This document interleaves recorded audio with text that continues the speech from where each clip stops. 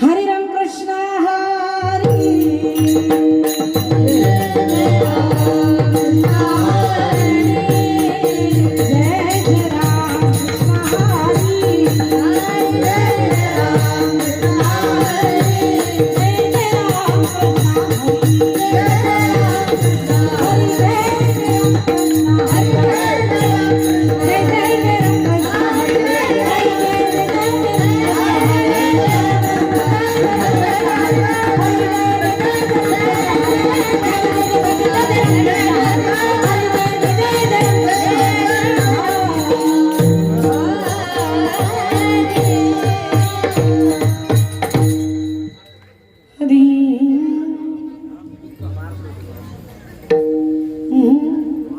रूप पाहताले चनी सुख झाले हो सागरी तो हा विठ्ठल परमा परमा तो हा माधव भगवा रूप पाहताले चनी सुख झाले हो सागरी तो हा विठ्ठल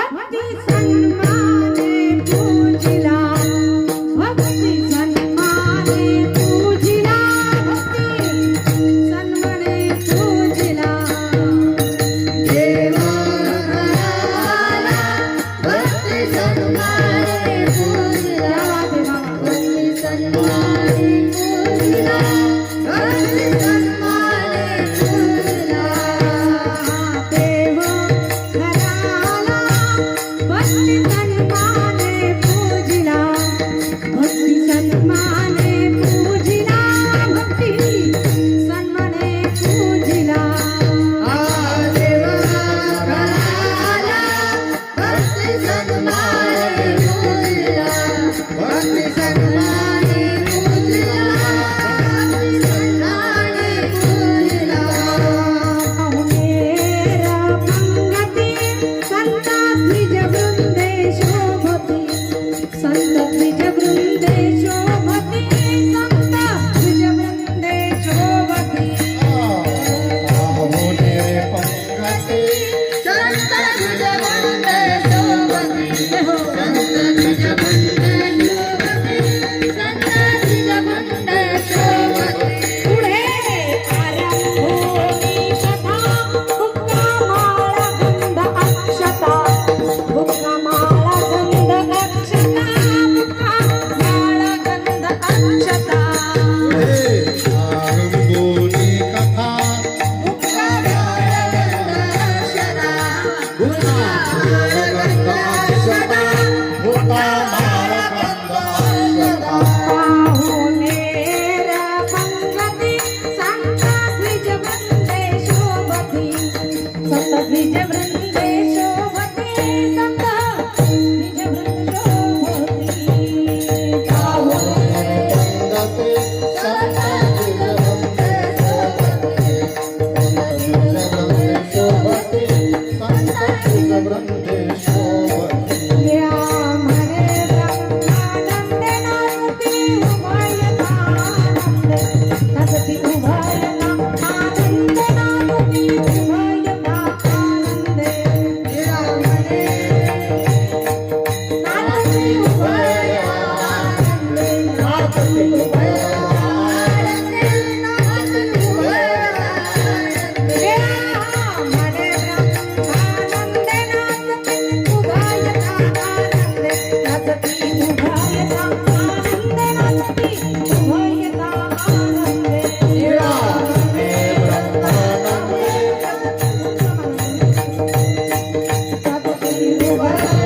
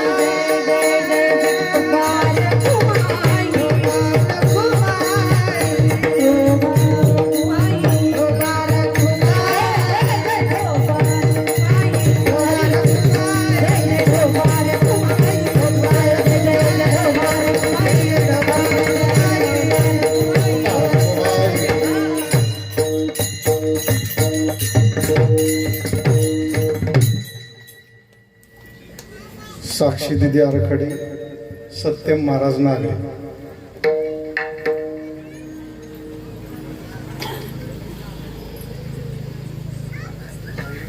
दोन्ही पण या पुढे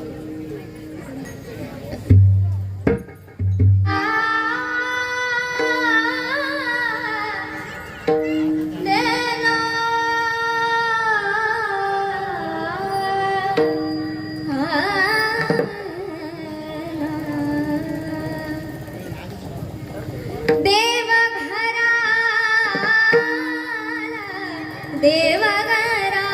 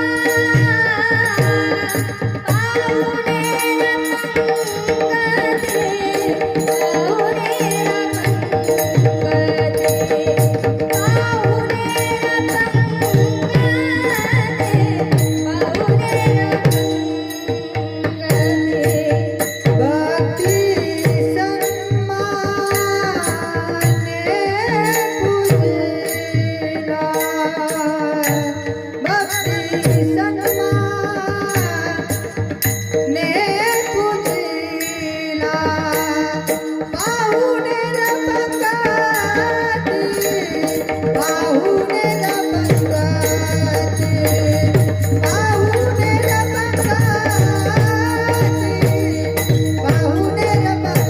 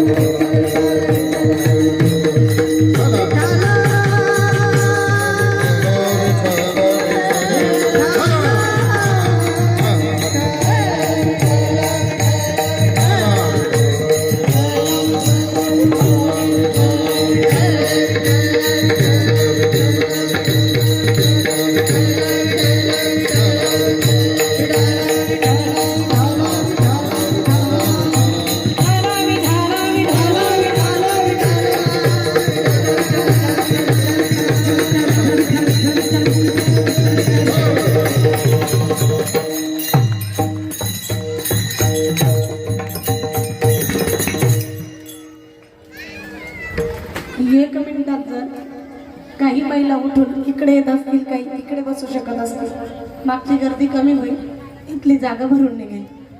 तुम्ही सगळेजण जरी अलीकडे असे जरी बसले, बाकीच्या महिला येऊ द्या इकडे या, म्हणजे पाठीमागच्या पुढे सरकून घ्या, लगेच रिकामी जागा झाली. इथे मागे पण जागा आहे, महाराजांच्या पाठीमागे पण जागा आहे. या आवाज न करता या सगळ्या अलीकडे, बाकीचे तिथे येऊन बसते. विठाल विठाल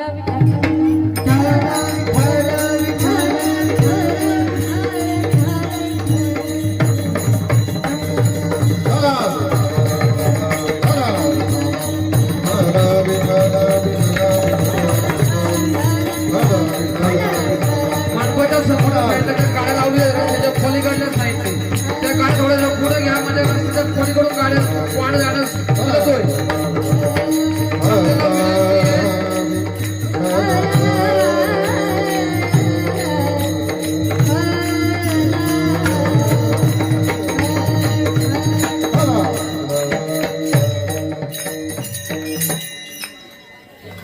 जय हो.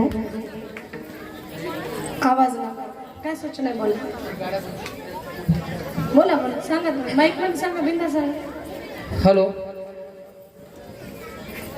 रोडच्या पलीकडल्या साईडने ज्या गाड्या लावलेल्या आहेत, वाहनं आहेत, त्या जरा पाठीमागे साईडला घ्या, पाठीमागे जागा आहे.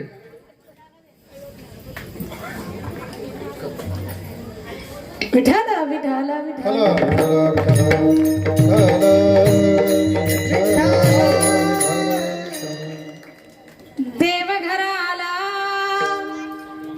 देवघराला भक्ती सन्माने पूजिला, पाहुणेर पंगती संत द्विज वृंदे शोभती. पुढे आरंभुनी कथा, पुढे आरंभुनी कथा, बुक्का माळा गंधाक्षता, पाहुणेर पंगती संत द्विज वृंदे शोभती. निळा म्हणे ब्रह्मानंदे, निळा म्हणे ब्रह्मानंदे, नाचती उभयता आनंदे, पाहुणेर पंगती संत द्विज वृंदे शोभती. विठ्ठल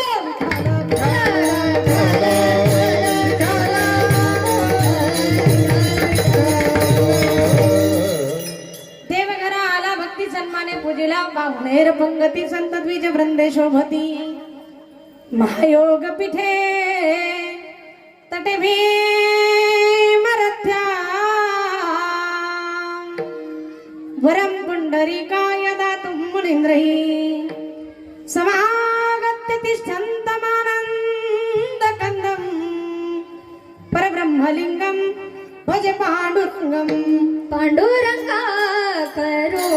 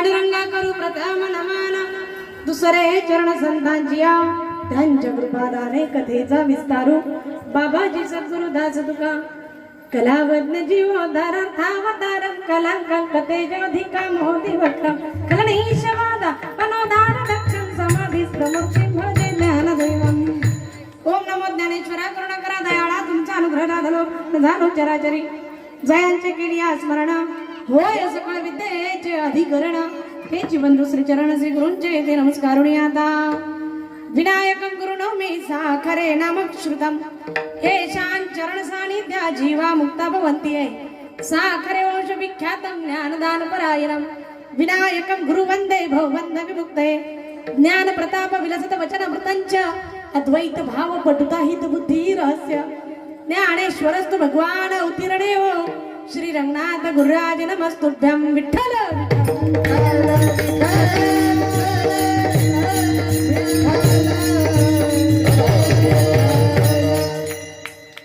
देवघराला भक्ती सन्माने पूजिला पाहुणेर पंगती संत द्विज वृंदे शोभती प्रस्तुत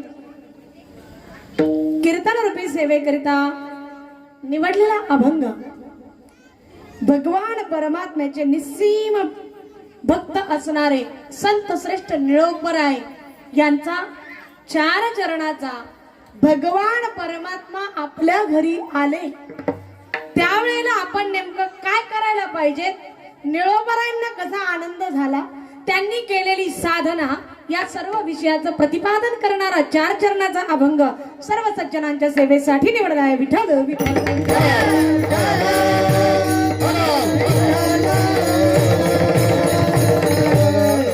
ज्यांचा अभंग आहे ते निळोपराय त्यांचा जर परिचय करून घ्यायचा झाला तर संत श्रेष्ठ निळोबराय म्हणजे जगद्गुरु तुकोबरायांचे पट्ट शिष्य तुकोबरायांचे कट्टर शिष्य असणारे निळोबराय आहे अजून त्याच्या पुढे जाऊन सांगू म्हणजे थोडक्यात माझाही परिचय व्यावहारिक दृष्टीने आपल्याला होऊन जाईल की ज्या निळोबरायांचे कट्टर शिष्य असणारे संत श्रेष्ठ शंकर स्वामी महाराज हे निळोबरायांचे शिष्य निळोबराय जगद्गुरु तुकोबरायांचे शिष्य आणि संत मैनाबाई पाठक ज्या माहेरच्या कुलकर्णी घराण्यातल्या त्याही तुकोबरायांच्या शिष्या महिला संत मांदियाळीतील एकमेव तुकोबरायांच्या शिष्या म्हणजे संत बहिणाबाई महाराज आणि निळोबराय हे देखील तुकोबरायांचे कट्टर शिष्य असे असणारा निळोबरायांचे जे शिष्य आहेत ते संत शंकर स्वामी महाराज आजही त्यांचा विना ज्या वास्कर फडावर पंढरीमध्ये चालू आहे त्या मल्लप्पा वास्करांकडे ज्यांनी विना दिला त्या शंकर स्वामी महाराजांची तसेच संत बहिणाबाई पाठकांची बहिणाबाई चौधरी वेगळ्या आणि बहिणाबाई पाठक वेगळ्या वारकरी संप्रदायातल्या ध्वजस्थानी असणाऱ्या या संत बहिणाबाई पाठक आणि अरे संसार संसार जसा तवा चुल्यावर आधी हाताले झटके तवा मिळते भाकर हे म्हणणारी कवयित्री बहिणाबाई चौधरी वेगळे आपला जो विषय चालला तो बहिणाबाई पाठकांच्या बाबतीत त्या बहिणाबाई पाठकांची श्री संत शंकर स्वामी महाराजांची ही जी पवित्र संजीवन समाधी ज्या प्रणिता तीर्थाच्या किनारी आहे ते श्री क्षेत्र शूर त्या शंकर स्वामी महाराजांचे गुरुवर्य म्हणजे संत निळोबराय आणि तुकोबरायांचे शिष्य म्हणजे संत निळोबराय विठ्ठल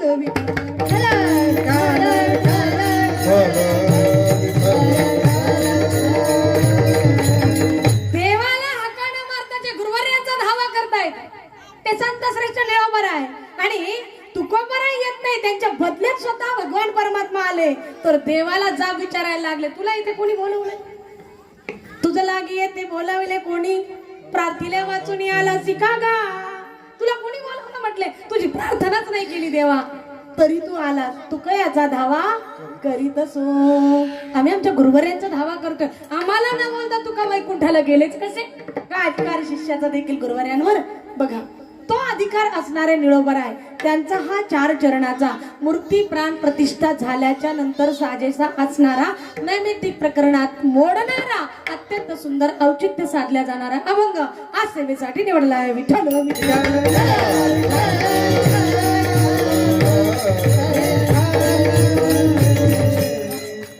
ज्यांचा गुरु इतका कडक आहे ज्यांचे सद्गुरु जगद्गुरु तुकोबराय आहे ज्यांचे श्रीगुरु जगाचे गुरु आहे ते निळोपर आहे काय सामान्य असेल का हो? ज्यांच्या श्रीगुरूंनी ज्या वाटेनं चालले त्या आवलीनं जिजाबाईनं परेशान व्हावं, बाबा तुम्ही खाल्ल्याशिवाय मी जेवणार नाही हा माझा नियम आहे, आणि शिदोरी घेऊन तुम्हाला तुमच्या शोधात मी कोण्या वाटेनं जावा, त्यावेळेला तुकोबरायांनी सांगावं का जिजाऊ अगं जर तुला चौफुली लागली ना तर ज्या वाटेला कान लावला म्हणजे विठ्ठल विठ्ठल ध्वनी ऐकू येईल ना, समजायचं तुझा तुका त्या वाटेनं गेला, बिनधास्त ये तू. काय अधिकार आहे तुकोबरायांचा की जड असणारी ती माती देखील विठ्ठल विठ्ठल बोलते. ज्यांच्या चरण स्पर्शात एवढी ताकद आहे त्यांची भक्ती किती श्रेष्ठ. विठ्ठल विठ्ठल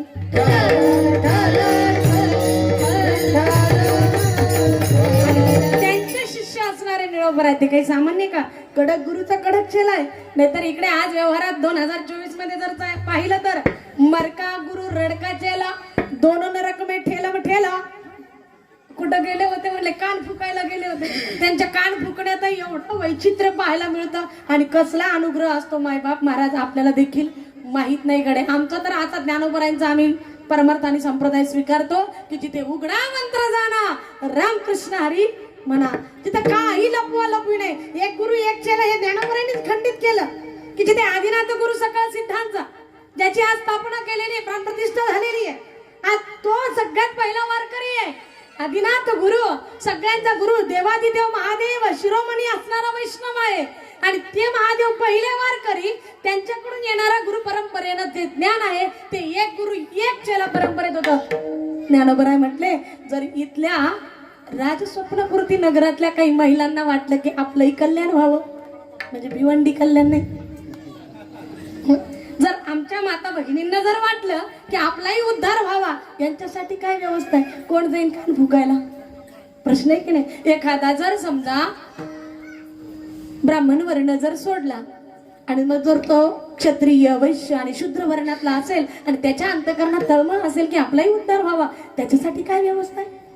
सामान्यातलं सामान्य पामरातलं पामर असेल, एखादा विषय असेल मात्र त्याच्या अंतःकरणात जरा कळी उमलते परमात्मा प्राप्तीची, त्याच्यासाठी काय व्यवस्था आहे. त्याचा अभ्यास ज्ञानोबरायांनी केला आणि हा संप्रदाय सगळ्यांसाठी खुला केला. म्हणून आपण भाग्यवान आहे. महाराष्ट्रातले सगळेच साधक भाग्यवान आहे. एका श्रीमंत असणाऱ्या संत वचनाने संत वाङ्मयाने श्रीमंत असणाऱ्या वारकरी संप्रदायाची शिदोरी लाभलेल्या महाराष्ट्रात आपल्याला जन्म मिळाला, आपलं भाग्य. संत वचनाचे संस्कार आपल्याला जन्मजात लाभायला लागले. आणि इथे उपस्थित असणारे सगळेच किती आस्तिक आहे. आता याचं काही प्रमाण घ्यायची गरज नाही, किती आस्तिक आहे याला काही पुरावा द्यायची गरज नाही. आपल्या आस्तिकतेतून हे मंदिर उभारले. आपण किती आस्तिक आहात, आपल्या आस्तिकतेतून हे मंदिर उभारलंय. भले याच्यासाठी तुम्हाला कमिटी तयार करावी लागलेली, वर्गणी आपापल्या सोसायटीमध्ये जमा करावी लागली का नाही, का घेतलंय कोणाचं काही दे धक्का नाही ना. वा वा, म्हणजे राज स्वप्नापूर्तीतले खरंच राजेकडे तुम्ही स्वबळावर मंदिर निर्माण करू शकता. जोरदार टाळ्या तुमच्यासाठी झाल्या पाहिजे. बहुत बढिया. चौधरी भाऊ तुम्हाला धन्यवाद, तुमच्या सहकार्यांना धन्यवाद, तुमच्या कॉलनीतल्या सगळ्या सदस्यांना धन्यवाद. जेवढे काही तुमचे 100-125 फ्लॅट्स असतील, तिथे राहणारे जेवढे नागरिक असतील, जेवढे भाविक असतील, देवाधिदेव महादेव नर्मदेश्वराची तुमच्यावर निश्चित कृपा आहे. म्हणून त्यांनी अधिष्ठान इथं मिळवलं आणि तुमच्या सेवेसाठी व्यवस्था केली. आले देवाजीच्या मनात, हे घडलं कुणामुळे, त्याची कृपा होतीये. नाहीतर सहज मनात विचार येत नाही. मंदिरासमोरून डुलत जाणारे पाहायला भेटतील, पण मंदिराकडे येण्यासाठी त्याचीच कृपा व्हावी लागते. तर मंदिर निर्माण करण्यासाठी किती कृपा लागेल मायबाप, त्याचा विचार केला पाहिजे. आज 2024 मध्ये कलियुगात आम्ही वावरायला लागलो. अतिशय प्रतिकूल परिस्थितीला आम्हाला सामोरं जावं लागतंय. तसं जर पाहिलं तर एक अंतर्दृष्टीनं जर विचार केला तर हिंदू धर्माला अनेक प्रकारच्या समस्यांना सामोरं जावं लागतंय. नानाविध प्रकारची कीड लागल्यासारखे अनुभव प्रसंग आम्हाला पेपरच्या बातम्या वाचताना अनुभवायला मिळतात. इथे मी काय सांगायचं, अधिकचे पत्रकार मंडळीच आहेत की नाही, ज्यांच्या हाताने या ठिकाणी मूर्ती प्राण प्रतिष्ठेचं पूजन यज्ञ यागादी कर्म झाले स्थापना करण्यासाठी, त्यामध्ये प्रामुख्यानं विशेष सेवेसाठी तत्पर असणारे आणि पिंडाने वारकरी असणार, जन्मतात जरी ब्राह्मण असले तरी वेदशास्त्र संपन्न असणारे माझे बंधुराज आदरणीय हरिभक्तपरायण दीपकजी जोशी गुरुजी, मनोज दादा जोशी गुरुजी, याचे पत्रकारही आहे, पौरोहित्यही करतात आणि वारकरी संप्रदायावर प्रेम आहे. ज्ञानोबा तुकोबांचे पाईक आहे म्हणून आज ते देखील कीर्तनात उभे.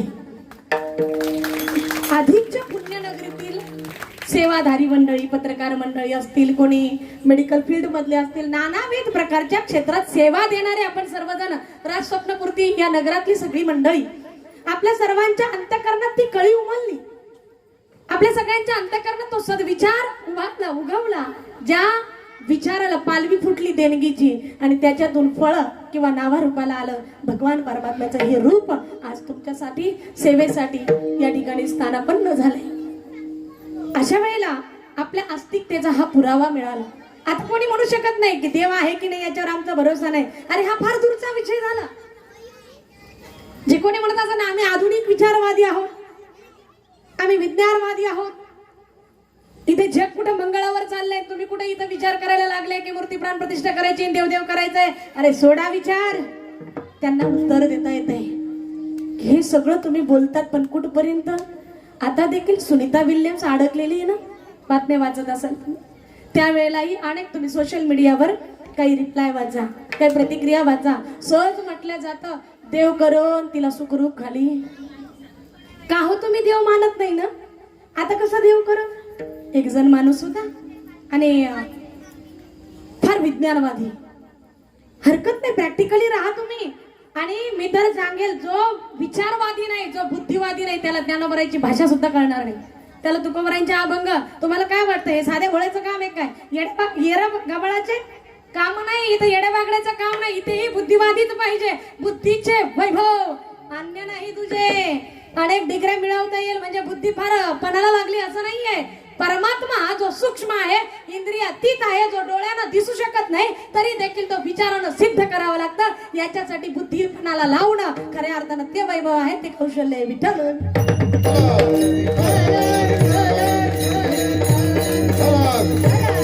डोळ्यानं आहे ते तर कोणीही दाखवील. जे डोळ्या वाचून अनुभवायला येतं ते पाहता आलं पाहिजे. जे डोळ्यानं दिसणार आहे सूक्ष्म अतिसूक्ष्म आहेत, त्याच्यासाठी तुम्ही सूक्ष्मदर्शक यंत्र वापरतात ना. महाराजांना सांगायचंय अरे ते तरी तुमच्यासाठी साधन झालं ना बघण्याचं. त्या वस्तूला काही ना काही आकार आहे, मग ते इलेक्ट्रॉन्स असू दे, परमाणू असू दे, न्यूट्रॉन्स असू दे, तरी पण ते तुम्हाला दिसतात. याचा अर्थ ते आकारवान आहे. आणि आम्ही ज्या परमात्म्याची सेवा करायला निघालो तो तर निर्गुण निराकार आहे. तो निराकार असणारा परमात्मा या चमड्याच्या डोळ्यानं कसा दिसू शकतो? म्हणून चक्षुर्वय सत्यम मानणार आणि सावध व्हा. विचार करा, डोळ्यानं न दिसणारी हवा तुम्हाला मान्य आहे की नाही? आता या ठिकाणी हवा आहे की नाही? कोणाची हवा आहे ना? वायू आहे, ऑक्सिजन आहे की नाही? इकडे ऐकता ना? गेल्या काय घरी कुलपा बिल्पा व्यवस्थित लावल्या ना? मग आता इकडे पहा जरा, नाही का? जरा आपली अंतःकरणाची कपाटाची दरवाजी उघडायची आहे. विठ्ठल विठ्ठल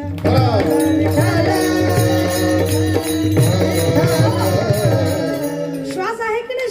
श्वास म्हणजे हवाची बरं का माय बाप. श्वास म्हणजे काय आहे? हवाच आहे. आणि मग ही हवा डोळ्यानं दिसते का? श्वास डोळ्यानं दिसतो का? पण आहे का नाही? चालू आहे का नाही? गेला का कुणाचा? बाबर तपासून चालू आहे ना? मग दिसतोय का तो? नाही. मग नाही म्हणता येत का? मग न दिसून त्याला आहे म्हणतात. जर जे डोळ्यानं दिसतं तेच सत्य आहे मानणारे, तुमचं दुखणं येत आहे का तुमचा देव आम्ही मानला असता, डोळ्याने दिसला असता तर? ज्या अर्थी दिसत नाही त्या अर्थी तुमचा देव खरा नाही म्हणून आम्ही मानणार नाही. तुम्ही आपले येणे आहेत, जुन्या परंपरा रूढी परंपरा मानणारे आहेत. अरे कुठं आता जग कुठे चाललंय, तुम्ही कुठे राहायला लागलात हे म्हणणाऱ्याला उत्तर द्या की बाबा न दिसून हवा तुला मान्य आहे, न दिसून श्वास तुला मान्य आहे, न दिसून प्राण तुला मान्य आहे, न दिसणारा शब्द तुला मान्य आहे. शब्द दिसतो का हो? शब्द दिसतोय? ऐकू येतंय का नाही? ऐकायलात ना? मग दिसले का शब्द? मनुष्य ते काय बोलतात? दिसतंय का? नाही दिसत. हा इकोटिंग दिसते, काय बोलतो ते शब्द नाही दिसत. करेक्ट कुठे? मग न दिसणारा शब्द न दिसून तुम्हाला मान्य आहे की आहे, स्वीकारावं लागतं. न दिसणारी हवा तुम्हाला मान्य आहे. स्पर्श दिसत नाही माय बाप, त्याला त्वचेचा आधार घ्यावा लागतो. की स्पर्श डोळ्याने दिसतो? अजिबात नाही. एक रूप विषय सोडला तर चारही विषय डोळ्यानं दिसत नाही तरी तुम्ही मान्य करतात, मान्य करावा लागतो. मन सुद्धा कोणत्याच इंद्रियानं दिसत नाही. मन आहे का इथं? मन सोप्या भाषेत घेऊ, चित आहे का? चित इथं आहे का? कच्च्या पायतानाकडे गेलं धड देवळा चित आणि नाही तरी कसं ठेव.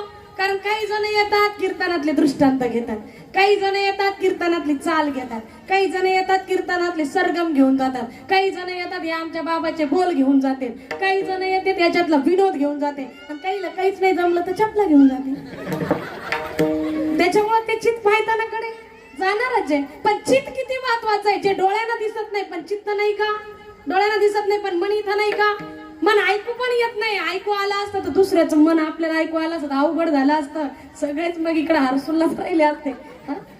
बरं मन दिसत पण नाही, ऐकू पण येत नाही, मनाला चाफलता येतं का? प्रॅक्टिकली कीर्तन भेटणार आहे बरं का आज. चाफलता येतं का? मनाला स्पर्श करता येतो का? नाही. मग मनाचा स्पर्श नाही, मनाचा वास येत नाही, मनाला पाहू शकत नाही, मन ऐकू देखील येत नाही, मनाला चाखता येत नाही, पण मन नाही म्हणा ना असं म्हणू शकत नाही.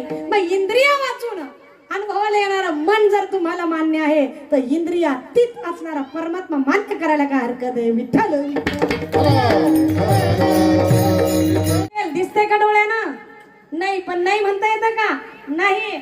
लाकडातला अग्नी दिसतो का डोळ्यानं? पण नाही म्हणू शकतो का? नाही. दुधातलं तूप डोळ्याने दिसतं का? पण नाही म्हणता येतं का? नाही. का? तर जरी ते दिसत नसलं तरी त्याला पाहण्यासाठी त्याच्या पाठीमागे काही प्रक्रिया आहे. काय प्रक्रिया आहे? नाकाला लावून पहा, उंगून पहा, फुलातला मकरंद कळेल. ऐका, नाकाला लावून पहा, फुलातला मकरंद कळेल. घर्षण करून पहा, लाकडातला अग्नी कळेल. वाटून पहा, तिळातलं तेल कळेल. आणि मंथन करून पहा, दुधातलं बंधुनी नवनीता कैसे गेलता, बंधुनी नवनीता कैसे गेलता, माया व्यर्थ माया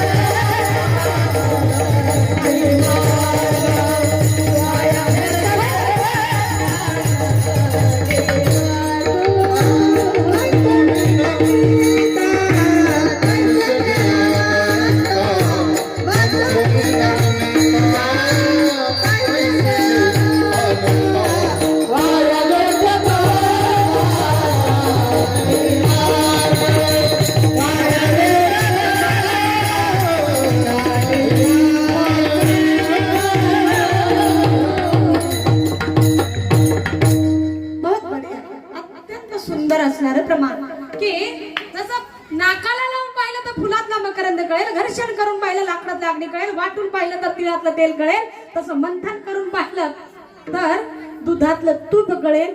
तैसे घे आनंदा, तसा पश्चात मानव विवेकतः, विवेक करून पहा, तुला जगातला परमात्मा देखील कळेल. विठ्ठल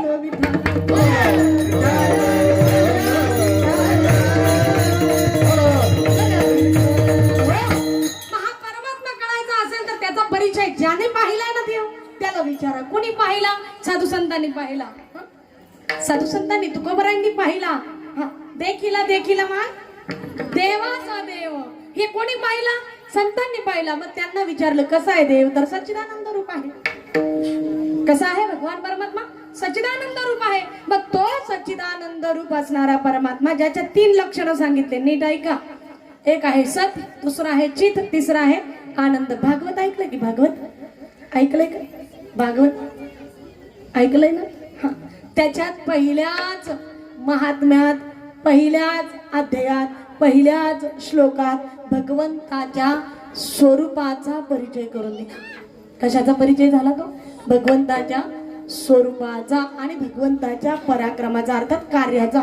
2 गोष्टीचा परिचय भागवतात एंट्री करताना आहे. ज्याला तो परिचय झाला मग त्याला भागवत कळू शकतं.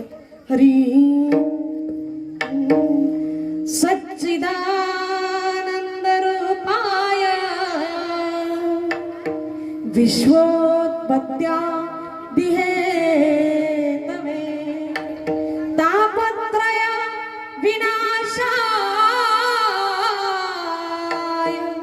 श्रीकृष्णाय वयं नमः.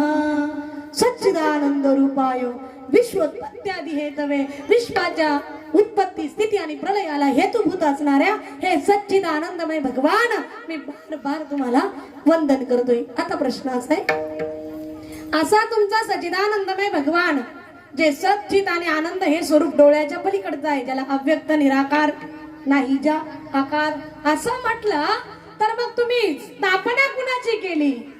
आलात ना कीर्तना? मग मूर्ती प्राण प्रतिष्ठा केली कुणाची?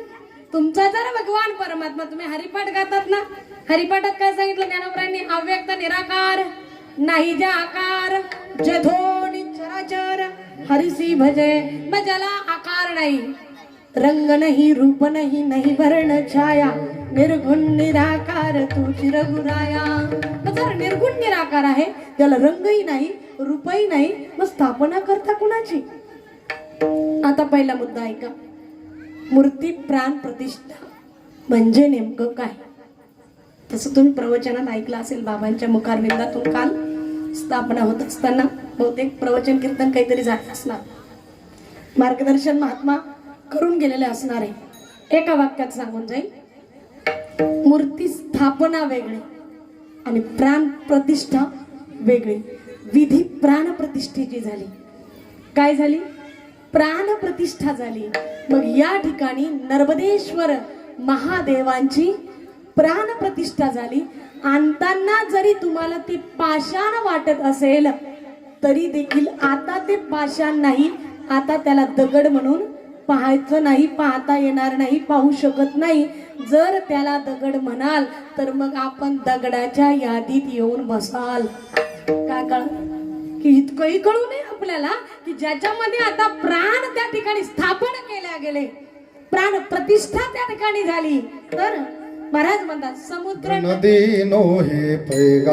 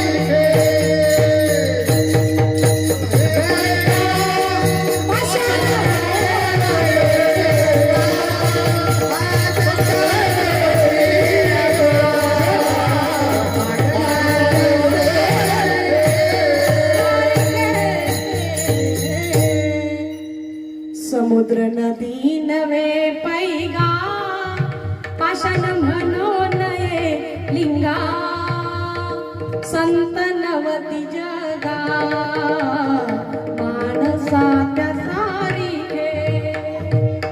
समुद्राला आता नदी म्हणू नये. समुद्र नदी नव्हे पैगा. असंख्य नद्या उगमापासून जिथे भेटायला जातात तिथे त्या समुद्र रूप होतात.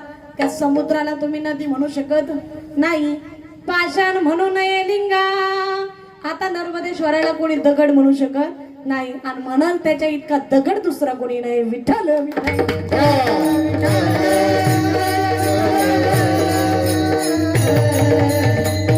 आपण दगड कधी म्हणतो बरं माणसाला? ज्याचं डोकं काम करीत नाही. तर काय दगड आहे बाबा, जराही डोक्यात उतरत नाही का? आमचे गुरुजी म्हणायचे, शाळेतले गुरुजी बरं का, पंडितजी नाही, शाळेतले म्हणजे त्या भाषेचा मास्तर सर म्हणायचे. सर सांगायचे, अरे इतकंही गणित समजून सांगावं, एवढे सूत्र इतक्या स्टेप्सने लक्षात आणून दिलं तरी तुझ्या डोक्यात उतरत नाही. कोण आहे गिरणीचं पीठ खातो रे तू? म्हणजे किती दगड आहेस तू? भेजा आहे का दगड आहे भरलेला? मग ज्याला साक्षात परमात्मा या ठिकाणी प्रतिष्ठापित झालेले आहे तरीही जर त्याच्या दृष्टीने जर तो दगडच दिसतोय तर याचा अर्थ अजून त्याच्या वृत्तीत देवत्व आलेलं नाही. विठ्ठल विठ्ठल.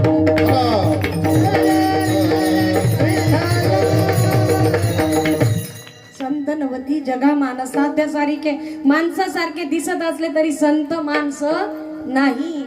तुम्हाला वाटत असेल ते लेकरा बाळात राहतील, तुम्हाला 2-2 असेल त्यांना डझनानं असेल तरी तिकडून व्यवहाराकडून बरोबरी करू नका. तुम्ही झोपडीत राहत असाल ते बंगल्यात राहील तरी तुम्ही बरोबरी करू नका. का? त्याचं कारण सांगते ऐका. जर दुथडीवरून वाहणारी गंगा आहे, काशी विश्वनाथाच्या किनाऱ्यावरून वाहणारी जी गंगा आहे, 84 घाट ज्या ठिकाणी पाहायला मिळतात, ती गंगेला जर पूर आला तर पूर पार करायचा जर असेल तर साधन नाव आहे, बोट आहे, नौका आहे, कळतंय? ती नौका तोपर्यंत छान तरते जोपर्यंत ती पाण्यात आहे. तुम्ही कीर्तनात आहे ना, हा. ती नौका तोपर्यंत तरते जोपर्यंत ती नौका पाण्यात आहे. आणि जरासं जरी छिद्र झालं आणि जर पाणी नावेत किंवा नौकेत आलं तर मग मात्र ती नौकाही तरणार नाही आणि त्या नौकेत बसलेलेही तरू शकत नाही. मग ते सीधे गोइंग टू हिंदी महासागर डायरेक्ट जातील बिगर तिकीट, नाही का? म्हणून नावेत पाणी असता कामा नये. नाव पाण्यात असावी, नाव पाण्यात असावी, परंतु नावेत पाणी असता कामा नये. तसं आपलं चित्त प्रपंचात असावं, परंतु चित्तात प्रपंच असता कामा नये. विठ्ठल विठ्ठल.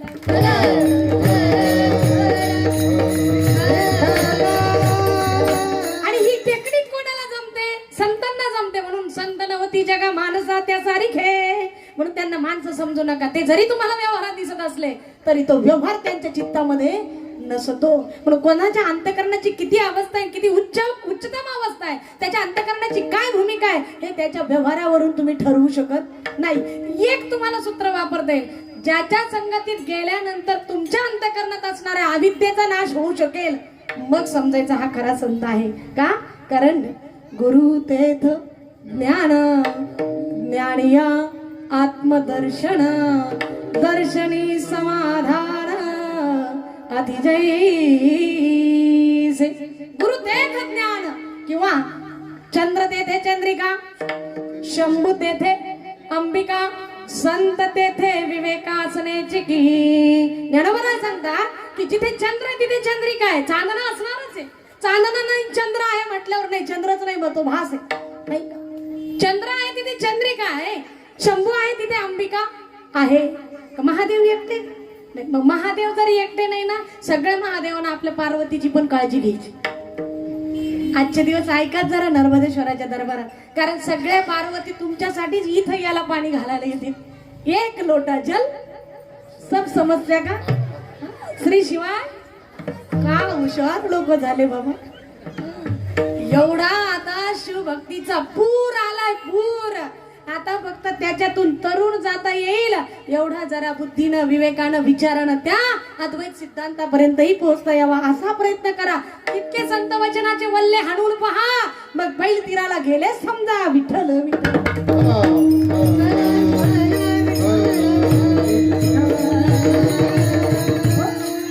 आता राहिला विषय की पाषाण म्हणून लिंगा. बघा, संत भगवंत यांची स्थापना ज्या वेळेला होते, संतांची भेट ज्या वेळेला होती, त्यावेळेला आपल्याला ओळख झाली पाहिजे. आज निळोबरायांना जो परिचय झाला, असंही एक सांगितलं जातं की निळोबरायांच्या परिवारामध्ये जिथे त्यांचा वाडा आहे त्या वाड्यात पांडुरंग परमात्म्याची मूर्ती त्या ठिकाणी लाभलेली प्रगट झाले होते. त्यावेळेला निळोबरायांनी स्वतःचा तो अनुभव त्यावेळेला व्यक्त केला. ते अभंगाचं पहिलं चरण. देवघराला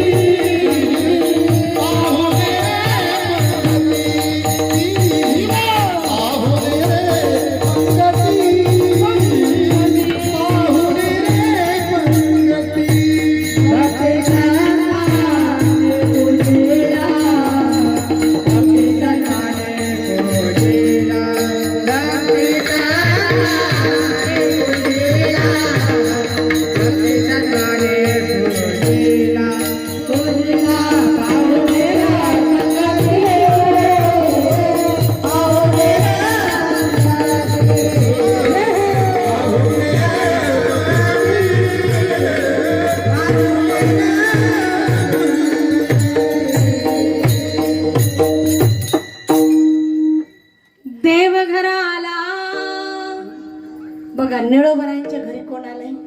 देव आला. आणि राज स्वप्नपूर्ती नगरात कोण आला? काय राक्षस आला? राक्षसांचा कर्दन काळ नर्मदेश्वर देवादिदेव महादेव आले. आणि जिथे देव आले त्या ठिकाणी निस्तेज आणि आळशी राहावा का माणसाला? नाही, आनंद व्हावा आनंद. पण कलियुगातल्या जीवांचं त्याच्या विपरीत होतं. आजची इथली माणसं सोडा, पण तुकोबरायांच्या काळात एवढं विपरीत होतं, एवढं विचित्र होतं की ज्या वेळेला तुकोबरायांनी विचार केला, रात्रंदिवस हे रडायला लागले, दुःखी आहे. आतून जर पाहिलं ना माणसं दुःखी बर का, असं जर सहज विचारलं, हॅलो काय चाललंय, बरं आहे का? हा बरं आहे. कसं काय चाललंय? मजेत. हे कुठपर्यंत? जोपर्यंत पुढची चांगली डीप मध्ये जाऊन फाईल ओपन होत नाही तोपर्यंत. मग पोरीचं काय चाललं, पोराचं काय चाललं, पुढचं कसं आहे, फीस भरायचं काय आहे, नंबर कुठे लागला, पुढची काय व्यवस्था आहे, पुढच्या लग्नाचं कसं, घरचे कसे निघाले, सोयरे धायरे कसे आहे, काहीचं काय जमतच नाहीये, काही पोरांचं जमत नाही, काहींचे पोरं कामधंदा करत नाही, काहींचं व्यसन सुटत नाही.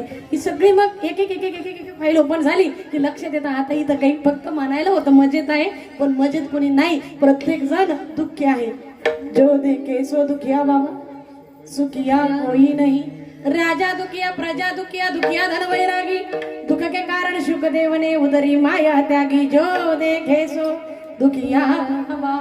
मग जो पाहिला तो कसा आहे? दुःखी. जो पाहाल तो दुःखीच आहे म्हटले. तर मग त्यावेळेला तुकोबरायांनी अभ्यास केला की अरे प्रत्येकाला सुखाची अपेक्षा आहे आणि एक समीकरण आहे, परमात्म्याशिवाय सुख नाही.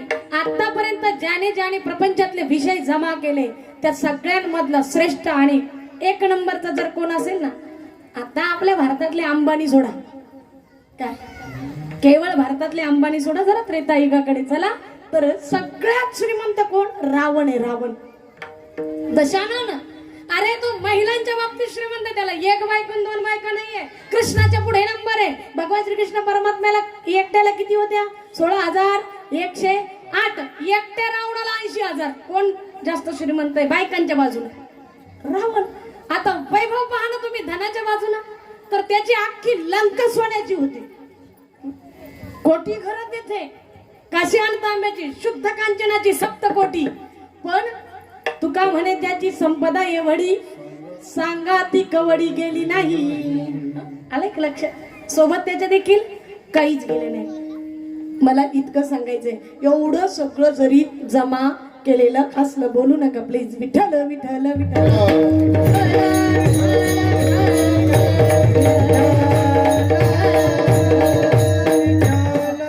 आपण सत्वगुण प्रधान जीव आहात, या दृष्टीने पुढे बोलायचं. ऐक बाळा, ऐका. हा, कुठं होतो आपण? कीर्तनात. तरी म्हणा ना, काय म्हणाले? रावणाकडे होतो. या ना आता रामाकडे. आता या रामाकडे आले ना. राम कधीची प्रतीक्षा होती? 500 वर्षांपासून प्रतीक्षा चालू होती. झाली ती पूर्ण 22 जानेवारीला. आणि खरोखर आता रामराज्य आलं, कारण साक्षात नर्मदेश्वर आले ना. रामराज्यच आलं, कारण ते रामाचे उपासक आहे. कोणाचं भजन करतात? महादेव. भजन करी महादेव, भजन करी महादेव, भजन करी महादेव,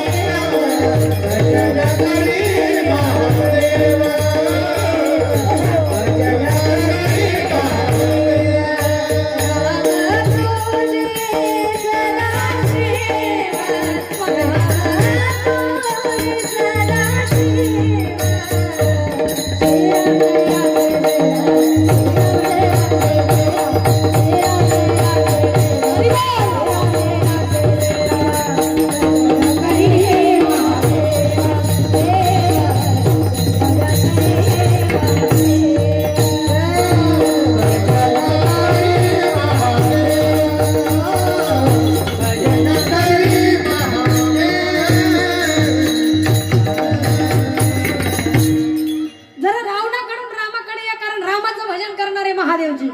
तुम्हाला वाटत असेल ना नर्मदेश्वराची आपल्यावर कृपा व्हावी तर भजन रामाचं करा, आणि वाटत असेल रामाची आपल्यावर कृपा व्हावी तर भजन शंकराचं करा. कारण हरिहरा भेद नाही नका करू वाद, एक एकाचे हृदयी गोडी साखरेच्या ठाई. साखर आणि गोडी जसे दोन नाही, तसे राम आणि सदाशिव दोन नाही. विठ्ठल विठ्ठल.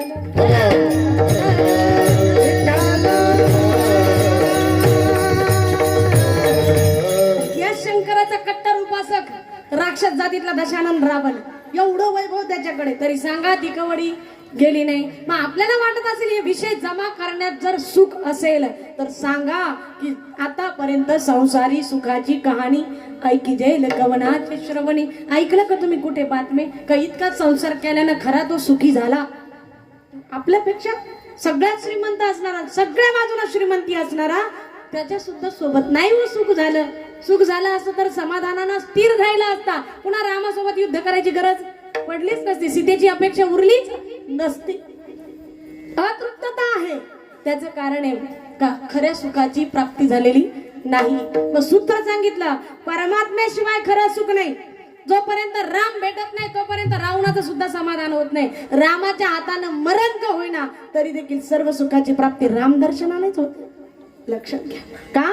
त्याचं कारण आहे सुखरूपाई साधूचा कोण सांगा, माझ्या पांडुरंग सारिखा तो भगवान पांडुरंग परमात्मा आणि सुख हे समीकरण आहे. नर्मदेश्वर महादेव आणि सुख हे समीकरण आहे. सुखाची अपेक्षा असेल तर महादेवाची सेवा करा.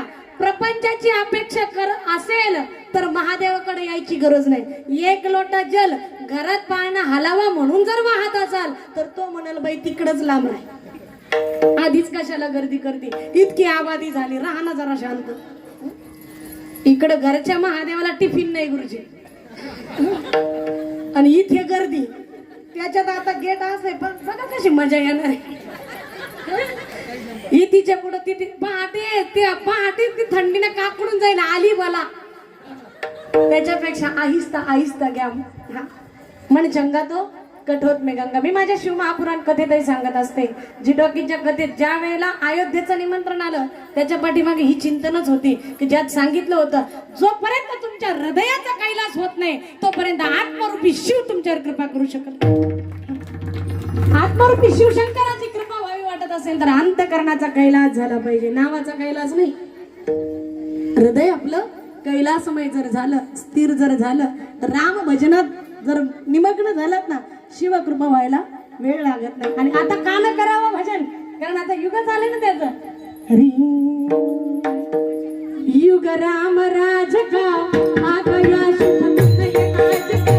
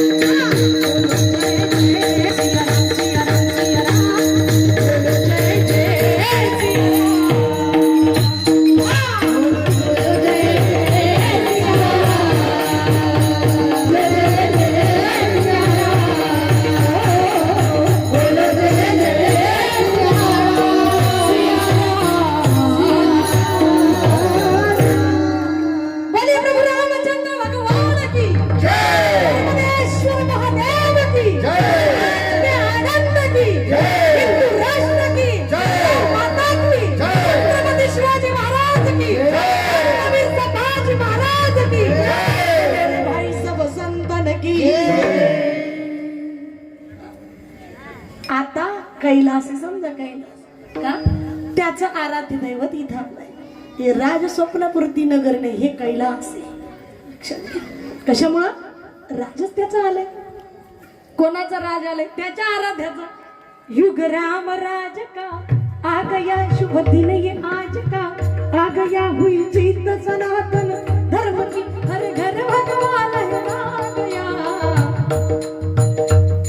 जागा है अवध का भाग जी पूजा है विजय का राग जी योगी संतों की अखियों से झलके हैं अनुराग जी. धच धच के प्यारे लागे मेरे राम बोलो जय जय सिया राम बोलो जय जय सिया राम राम बोलो जय जय सिया राम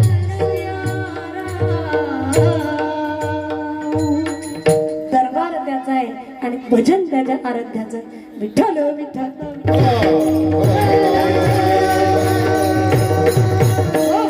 आपला मुद्दा आहे समीकरण सुख आणि भगवंत दोन नाही तुम्हाला सुखाची अपेक्षा आहे रात्रंदिवस धडपड जर सुखाच्या अभिलाषेने तेने चाललेली बिना आहे जीवा सुख मोहे तेने बिना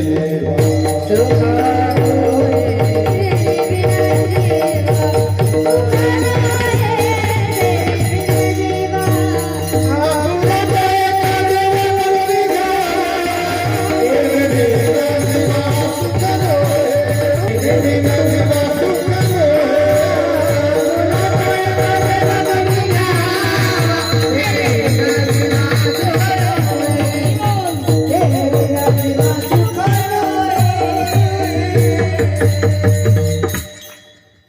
आपुला देव करुणी घ्यावा तेने विन जीवा सुख नोहे मग देव आणि सुख एक आहे तो तुम्हाला पाहिजे ना तू कोबर आहे म्हणत होते आम्ही घेऊन आलो देव घ्या कोणी आयथा आता घरात सोनी अशी एंट्री केली तू कोबरांनी राज स्वप्नपूर्ती नगरीत गडे गेट मधून आले तू कोबर आहे आणि हाका मारायला देव घ्या घेता का कुणी देव घेता का देव घ्या कुणी ऐका आला घरी बसून लगेच काही माता मावल्याच्या बाहेर होत्या त्या काही मध्ये गेल्या काय बोला काय कामाची बाबा काही संसारातलं दिलं तर ठीक आहे तुमचा देव घेऊन काय फायदा कारण त्यांना इतकं माहित होतं देवाची ती खून आला ज्याच्या घरा त्याच्या पडे चिरा संसाराची देव ज्याच्या घरी आला त्याच्या संसाराचं काही खरं नाही गडे आणि तुम्ही देवाकडे संसार मागायला येतात ते त्याचं कामच नाही आणि जर दिला तर समजायचं त्यांनी नादी लावलं गडे तुम्हाला ध्यानात घ्या एखादं लेकरू जर लई परेशान करायला लागलं ना तर आई काय करते त्याला ते जर म्हणायला लागलं नाही मला आता घेस तू मांडीवरच घे हातातलं काम सोडून दे पदराला धरताय झटके मारते काम करू देत नाही टिफिन बनवू देत नाही स्वयंपाक करू देत नाही काही सेवा करू देत नाही त्यावेळेला ती काय करते चॉकलेट असेल कॅडबरी असेल नाही तर आता मोबाईल आहे गेम लावून दिला की पोराचा गेम झाला ते नादी लागून जातं मग ते नादी लागल्यावर ते खुश होतं मला मोबाईल भेटला पण त्याला कळत नाही आईनं तुला दूर केलं तसं हे पण लेकरू हे म्हणतात देवा मला पाव वट सावित्री पौर्णिमेला वडापाव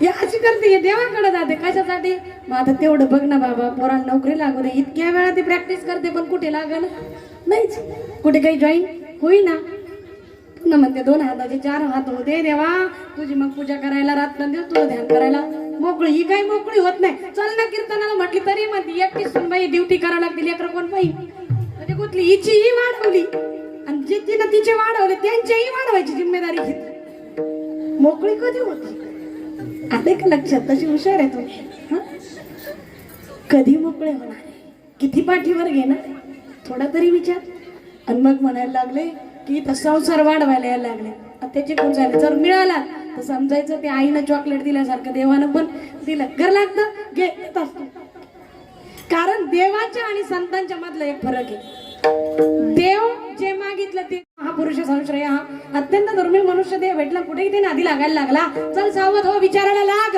तुझ्या इतका अधिकारी दुसरा कोणी नाहीये 83,99,999 देहातल्या जीवाला हा अभ्यास करता येणार नाही जो अधिकार ईश्वराने तुला दिला चल कर अभ्यास हे तुकोबराय निळोबराय म्हणतील देव नाही रिकामा नर्मदेश्वर म्हणाल पाणी ओतलंय का चल मोबदल्यात एक बुंद जरी दिलं तर तू मोबदल्यात भरपूर देणार तो नादी लावून देतो पण प्रपंच मिळाला म्हणजे खुश होऊ नका परमात्म्याच्या कृपेस पात्र व्हायचं असेल तर संतांची सेवा करून पहा विठ्ठल विठ्ठल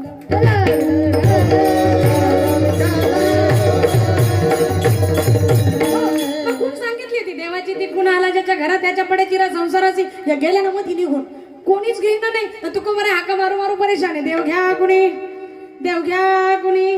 ह्या सगळ्या निघून गेल्या मग त्या काय म्हणा लागल्या, देवन लगे साठवणीचे रुदले जागे. देव नाही लागत म्हटले आम्हाला, आमच्या घरात काही जागा, फर्निचरला जागा आहे, ड्रेसिंग टेबलला जागा आहे, बेडसाठी डबल बेडसाठी जागा आहे, मास्टर बेडरूम, चिल्ड्रन बेडरूम त्याच्यासाठी पण जागा आहे, लिव्हिंग रूम त्याच्यासाठी पण जागा आहे, म्हणजे सगळ्या व्यवस्थेसाठी जागा आहे. आणि देवघर त्याला करायचं होतं पण आता थोडंसं मागे राहून दिलं, फारच तानातानी आली ना. देवघर करताना बरेच चांगल्या मोठ्या बंगल्यात जाऊन पाहतो, तिथले म्हातारे माणसं आडगळीच्या ठिकाणी, आणि देवघर मोकळ्या अशा फरचीच्या तुकड्यावर काही ठिकाणी देव, आणि बंगला पाहावा तर काचेसारखा. काय करता, अरे ज्याच्याने तुमचं चित्त शुद्ध होणार आहे ती आपली सनातन वैदिक धर्मामध्ये पूजन अर्चन याच्या परंपरा सांगितल्या, विधी सांगितल्या. हे कर्मकांड नाहीये, तुमच्या चित्ताला एकाग्र करण्याचा ती मार्ग आहे. उगाच आरती नाही सांगितली, उगाच पूजा नाही सांगितली, नाही तर तुमच्या मुठभर अगरबत्त्या ओवाळल्यानं देव सहज कृपा करेल. एवढा स्वस्त वाटलं की काय देव, इतकं सहज वाटलं नाही बाप. फक्त परमात्म्याच्या खऱ्या स्वरूपाकडे घेऊन जाणारी ती वाटचाल आहे.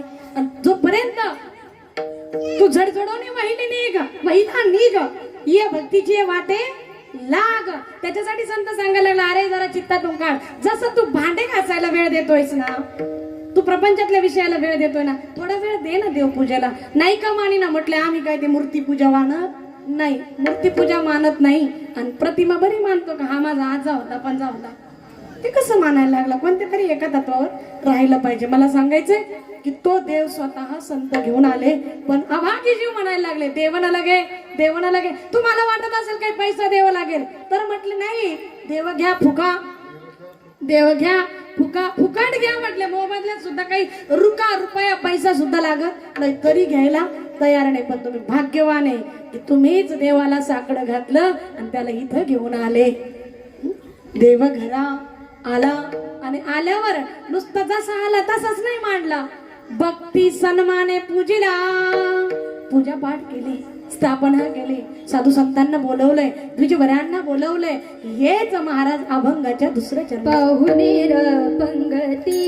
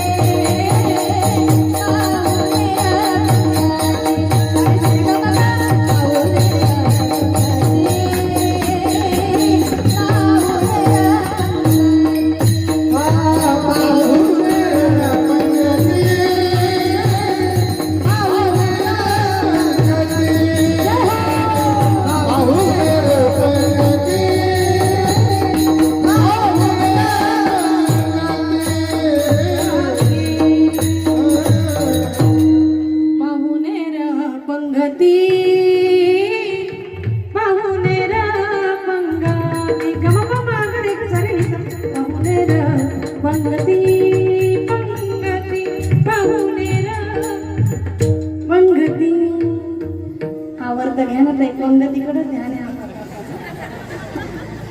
द्वितीय चरणामध्ये महाराज सांगतात, देव घरा आला भक्ती सन्माने पूजिला. देव आला त्याचं भक्ती सन्मानाने काय केलंय, पूजन केलंय. तर पश्चात काय केलंय, पाहुणे पंगती जे जे आलेत ना त्या पाहुण्यांची पंगत बसलीकडे. तो पाहुणे कोण आहे ऐका. इथे पाहुणे आहे संत, पाहुणे आहे द्विजवृंद. द्विजवृंद म्हणजे पंडितजी, भूदेव, ब्राह्मण, ते कोण आहे पाहुणे आहे. तेच पाहुणे शोभत आहे. संत द्विजवृंदे हे पाहुणे आहे. पंगती कोणाच्या आहे इथे? संतांच्या आहे, भूदेवांच्या आहे इथे पंगती. आता एक गोष्ट याच्या उलट थोडासा विचार करा. जे जे पंगतीला बसतील ते संतांच्या द्विजांच्या अधिकाराचे होतील बर का. म्हणून ताटात उष्ट टाकता कामा नाही, लक्षात घ्या.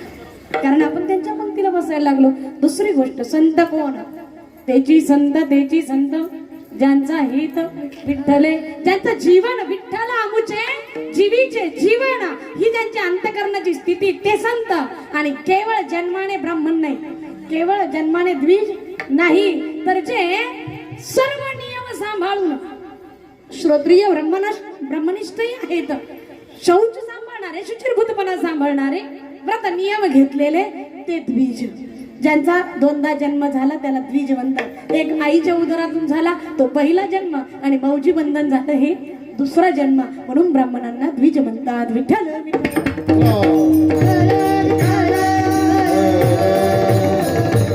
अजून एक कारण सांगते बघा. 2 वेळेला जन्म झालेले ते ब्राह्मण. दुसरं एक कारण, संत बहिणाबाईंनी ज्या ब्राह्मण कुळात अवतार घेतला, परंतु याता याती धर्म नाही विष्णुदाचा. मग ऐका, बहिणाबाई महाराज म्हणतात कुणाला ब्राह्मण म्हणतात? ब्रह्म जाणे तोची ब्राह्मण. मग तो गावातली घाण साफ करणारा भंगी जरी असला तरी देखील तो अंतकरणाने कोण ठरतो? जर त्याच्या अंतकरणात ब्रह्मस्वरूपाचा भाव असेल तर तो ब्राह्मण आहे. ज्याला ब्रह्म कळतंय, जाणतोय जो ब्रह्मस्वरूपाला, अहम ब्रह्मास्मी या बोधावर जो पोहोचलाय, तो लौकिक दृष्टीनं कोण्या कुळात जन्माला आला ही गोष्ट महत्वाची नाहीये. तो वृत्तीनं, तो अंतकरणाच्या स्थितीनं ब्राह्मण आहे. विठ्ठल विठ्ठल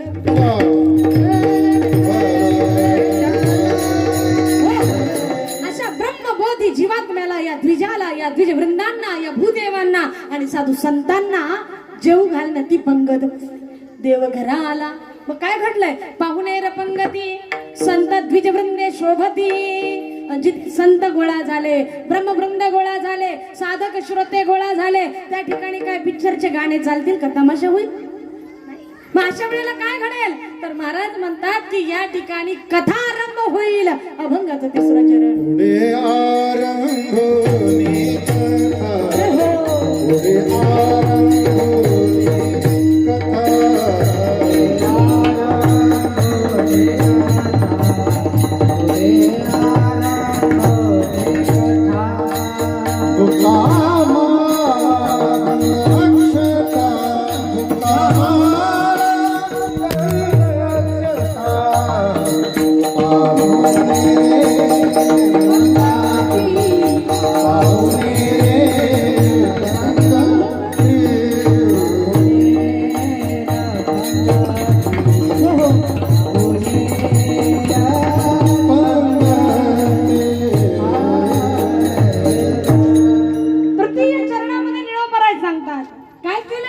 पुढे आरंभोनी कथा, पुढे आरंभोनी देवाच्या दरबारात कथा व्हावा की डीजे लागावा?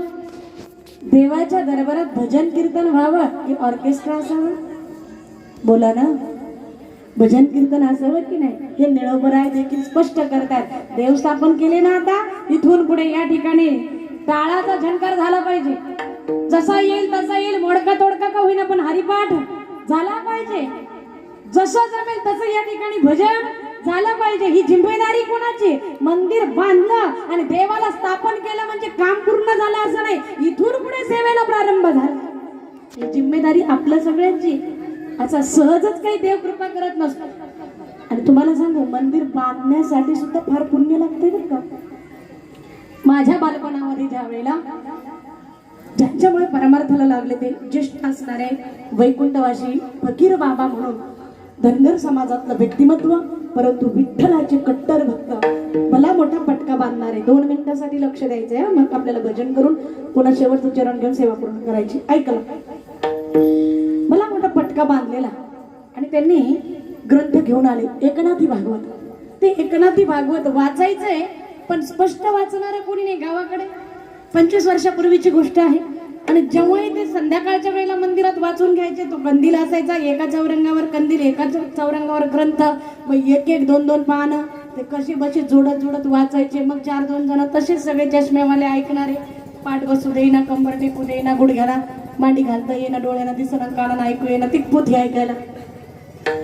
ते बाबा मात्र डोक्यावर त्या पटक्यावर ग्रंथ घेऊन आमच्या घरापर्यंत यायचे. मी तुमच्यापर्यंत कशी आली त्यातला एक सारांश येईल. आणि इथे आपला किती महत्वाचा विषय आहे ऐका.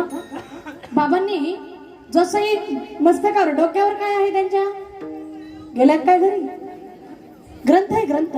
एकनाथी भागवत घेऊन आले. स्पष्ट आपल्याला वाचता येत नाही, ही पाटलाची पोरगी फार खाडखाड वाचती म्हणायची, म्हणून घेऊन यायचे. माझी शाळा संपली की दुपारच्या वेळेमध्ये बाबांनी यायचं, हे पोरी तेवढं 1 घंटेभर दे ग वाचू, असं म्हणून. कदाचित नर्मदेश्वराने ती माझ्यासाठी परमार्थातली सुलभ केलेली वाटच आहे, जेणेकरून ही इतकं सुंदर अशी संधी येत होती. आणि मग तो ग्रंथ वाचायचा. ग्रंथ वाचून पूर्ण झाला, बाबाला लालूच लागले, मलाही छंद लागायला लागला की एक ग्रंथ झाला की बाबा लगेच दुसरा, पांडव प्रताप रेडीच आहे, तो झाला की लगेच तिसरा. असं करता करता विचार सागर पर्यंत पोहोचलो. आणि मला वाटतं बालपणातच कथाकार झालो तेव्हाच. आता मुद्दा ऐका.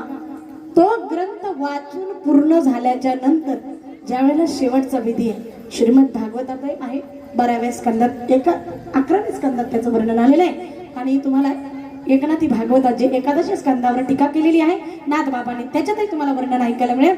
ग्रंथ पूर्ण होतोय, समाप्ती होती, त्यावेळेला तो ग्रंथ वाचकाला दान द्यायचा असतो. तुम्हाला द्यायचं द्या, नाही द्यायचं नका देऊ, वाचायचं वाचा, नाही वाचायचं नका वाचू, मला जो विधी तेवढा सांगायचा, कारण मला मंदिराकडे यायचंय. त्याच्यात उल्लेख होता. तो ग्रंथ दान देत असताना पूर्वीचे कसे असायचे की सुवर्णाचं सिंहासन करून त्या सिंहासनावर, म्हणजे सुवर्णाचं व्यासपीठ करून त्या व्यासपीठावर ग्रंथ ठेवून मग तो दान दिला जायचा. आता सुवर्णाचं सिंहासन जर भेटलं तर मी रोज ग्रंथ वाचेन, पण it will be not possible, हे कदापि शक्य होणार नाही. मग ऐका, त्यावेळेला काय केलं त्यांनी, एक तुळशी पत्रा इतकं सोनं घेतलं. तेव्हा स्वस्त होतं, मला वाटतं 350-400 रुपये ग्राम त्यावेळेला सोनं होतं. आणि मग एक तुळशी पत्र तयार केलं, त्या तुळशी पत्राचं सिंहासन बनवलं आणि त्याच्यावर तो ग्रंथ त्यांनी दान दिला. हे आम्ही डोळ्यांनी पाहिलं की बाबा काय करतायत नेमकं. तर ते जे तिथं ग्रंथात सांगितलं ना, ते तसं तसं प्रॅक्टिकली स्वतःच्या जीवनात घेत होते. आपल्याला भगवंताचं भजन करायचं सांगितलेलं आहे. हरिमुखे म्हणा, हरिमुखे म्हणा, पुण्याची गणना कोण करी, अखंड भगवंताचं नाम घ्या असं सांगितलंय. ते जगायचे की पटक्यावर जर ग्रंथ असेल तर पाऊल टाकायचंय ना, असे असणारे ते त्यांचे ते जुने शूज असायचे आणि ते टप टप वाजायचे. त्याच्या आवाजानं विक्षेप होऊ नये म्हणून प्रत्येक वेळेला जशी काठी पुढे पडणार तसं विठ्ठल विठ्ठल विठ्ठल विठ्ठल विठ्ठल असं जप करत करत त्यांच्या घरापासून आमच्या घरापर्यंत 1 किलोमीटरचं अंतर बाबा पार करायचे. जे ग्रंथात निघालं ते जगायचे. मुद्दा लक्षात आला. त्याच ग्रंथात उल्लेख होता की प्रत्येक जीवाने आपापले जेवढं काही वैभव आहे, संपत्ती आहे, संपदा आहे, त्यामध्ये आपला धर्म टिकवण्यासाठी आणि भविष्यातील पिढीला सत्वगुण प्रधान जीवन जगता यावं आणि पुण्यफल प्राप्त व्हावं याकरिता मंदिर बांधावं. एक ग्रंथात निघालेलं आहे. त्याच्यासाठी फार पूर्व पुण्याई देखील लागते. एवढं सहज नाही कोणी मंदिर बांधणं. मग बाबांनी विचार केला, त्यांच्या 2 बायकांचा विस्तार, एवढी सगळी मुलं, ती जमिनीची वाटावाटी झालेली, त्याच्यात त्यांच्यासाठी जे काही जमीन ठेवलेली होती त्याच्यातल्या अर्धा एकराच्या हिश्श्यामध्ये बाबांनी त्यातलंही त्यामध्ये मंदिर, पूर्ण गावाला गाव पंगत झालेली आहे. तिथे संत द्विजांना दिले. तेव्हा आम्हाला कळालं हे बाबा इतकं का करतात. मग त्याच्यासाठी आम्ही ते ग्रंथातले जे काही मुद्दे ते अधोरेखित केले, अंडरलाईन केले. त्या गोष्टी किती महत्वाच्या आहे की कदाचित पुन्हा आपण तो ग्रंथ, तोच अध्याय, तीच ओळ, तो श्लोक आपल्या समोर येईल का नाही येईल, आपलं किती लक्ष असेल की नाही असेल काही सांगू शकणार नाही. म्हणजे ह्या गोष्टी त्यांच्याकडे पाहून लक्षात आला. तर मला असं म्हणायचंय, आपण वैयक्तिक एक मंदिर तर बांधू शकत नाही, कारण घर बांधणं मुश्किल झालंय, आता फ्लॅट घेणं मुश्किल झालंय, घेतलं तर त्याची EMI भरणं मुश्किल आहे नाही का. मग आता मंदिर स्वतंत्र बांधणं किती अवघड आहे. पण इथे सगळे वाखणण्याजोगे की राज स्वप्नपूर्ती नगरातले हे सगळे जण एका परिवारासारखे एकत्र आले. तुमच्या सगळ्यांचं पुण्य या ठिकाणी समर्पित झालं. तेव्हा नर्मदेश्वर महादेव या ठिकाणी आले. देवघरा आला. हे तुमच्या सगळ्यांचं पुण्य आहे, ही सामान्य गोष्ट नाहीये. याच्यासाठी बहुपुण्य आणि बहुपर्व काळ हा या ठिकाणी असावा लागतो. त्यातून तुम्हाला पंगतही लावायला लागली. संत द्विजांची पंगत असणं अपेक्षित आहे. त्याच्या पुढे सांगितलं की पुढे आरंभुनी कथा, इथे भजन झालं पाहिजे, कथा झाली पाहिजे. आणि त्याच्यानंतर काय सांगितलं की इथे भगवंताच्या दरबारात अन्य काही होता कामा नये. मांगल्याचं लक्षण सांगितलं, गंध अक्षता. औक्षण करायचं असतं ना, त्यावेळेला काय करतो आपण, गंध अक्षता असते. मग बुक्का लावा, माळा घाला, हार घाला आणि गंध अक्षता. हे देवाला करा, संत द्विजांना करा. देवाला करा आणि संत द्विजाला करा. देवाच्या समोर संतांचा सन्मान करा, देव त्याने खुश होतो. कदाचित तुम्ही संतांना शिव्या शाप दिला, त्याच्या भक्तांना शिव्या शाप दिला तर तो नाराज होणार नाही. तोंड भरून तो आशीर्वादच देईल. ते संत तोंड भरून आशीर्वाद देतील. ज्याला शिव्या दिला तो नाराज होणार नाही. पण माझ्या भक्ताला शिव्या दिल्या, कैवार भक्तांचा कैवारी, भक्ता राखे पायापाशी, दुर्जनाची संहारी, हे ब्रिदाचे भगवंताचा हा परिचयच आहे. एक वेळ त्याला जर शिव्या दिला तो सहन करेल, पण त्याच्या भक्तांना, म्हणून त्यांचा सन्मान करणं, भक्ती सन्माने पूजिलं देवही संतही आणि द्विजाई. मग इथे कथा झाल्या पाहिजे. कथा होतात म्हणजे नेमकं काय, जसं छत्रपतींची जर मिरवणूक असेल, शिवजयंती जर आली तर त्यावेळेला नामसंकीर्तन झालं पाहिजे. त्यावेळेला मिरवणूक काढतात ना, त्यांचा जय घोष करताना आपल्या मुखामध्ये पुड्या नको, गोवा मावा काय असेल, विमल फिमल काय असेल ते नको आपल्या मुखामध्ये घालता कामा नये. तरुणांनी देखील मदिरा पान करू नये, दारू गांजा मत पी यारो अक्कल गुम हो जाती है, अपने कमर का दाम खरच के मुंह में मक्खियां आती है. छत्रपती हे आमच्यासाठी आदर्श आहे. तर मग त्यांच्या जयंतीच्या वेळेला जर आम्ही अश्लील वर्तन करत असू तर हे जसं खेदाची बाब आहे, हे जसं हास्यास्पद अपमानास्पद आहे, तसं भगवंताचं अधिष्ठान या ठिकाणी स्थापन केलं तर इथे काहीही अपमानास्पद प्रकार घडता कामा नये. पुढे आरंभुनी कथा. काय केलं पाहिजे हे निळोबरायांनी सांगितलंय. विठ्ठल विठ्ठल.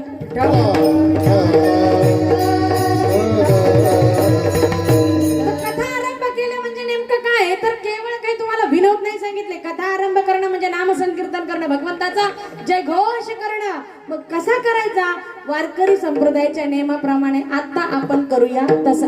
मग आधीच सांगितलं हरिहरा भेद नाही नका करू वाद. मग पांडुरंग परमात्मा आणि नर्मदेश्वर महादेव दोन काही एक, बोला ना दादा नव्हतं बाई, दोन काही एक. कसा एक तुम्हाला सांगते, कसा एक आहे. तर शिवशंकर ज्या रामाचं भजन करतात, राम आणि हरी तर एकच आहे. रामकृष्ण हरी एकच आहे की नाही. एक हरी आत्मा, जीव शिव सम. काय प्रमाण पाहिजे आणखी, आता एकच आहे की नाही. आणि तुम्हाला अजून लक्षात आणून देण्यासाठी तो बिचारा पंढरपूरला जो विटेवर उभा राहिला ना, ते म्हटले अरे कुठं नुसतं आडवं भस्म, आडवं भस्म, आडवं भस्म. आम्ही नाही येत ते उभ्या गणकिड्यावाल्याकडं, आम्ही नाही येत पांडुरंगाकडं, दर्शनाला येणार नाही. तर अरे सोनारासारखं काय येडेवाणी करायला लागले, जरा आत्मदृष्टी जागी करा. आणि नाही कळालं ना, पुन्हा सांगायला लागले. हे वैष्णव म्हणायला लागले आम्ही नाही जात महादेवाकडे, आम्ही उभ्या गणकिड्यावाले. इकडे येऊन पहा पंढरपुरात ज्याची तुम्ही सेवा करायला लागले त्याने मस्तकावर नर्मदेश्वराला धारण केले, म्हणून दोन्ही देव एक आहे. पांडुरंगाचं तुम्ही निज स्वरूप पाहिलंय, अलंकारा वाचून स्वरूप पाहिलंय. हा, त्याच्यात काय मस्तकावर जो मुकुट चढवला जातो ना तो शिवपिंडीवर आहे. आलंय लक्षात. म्हणून पांडुरंगाने शंकराला डोक्यावर घेतलं आणि शंकर पांडुरंगाच्या वारीला जात. एवढं दोघं एकमेकांचं सख्य म्हणण्यापेक्षा अद्वैत आहे, एकत्व आहे, एकमेव अद्वितीय ब्रह्म. त्या पांडुरंग परमात्म्याचं मोठ्या प्रेमाने भजन करायचे. सर्वजण दोन्ही हात गायक वादक सोडून दोन्ही हात वरती घ्या.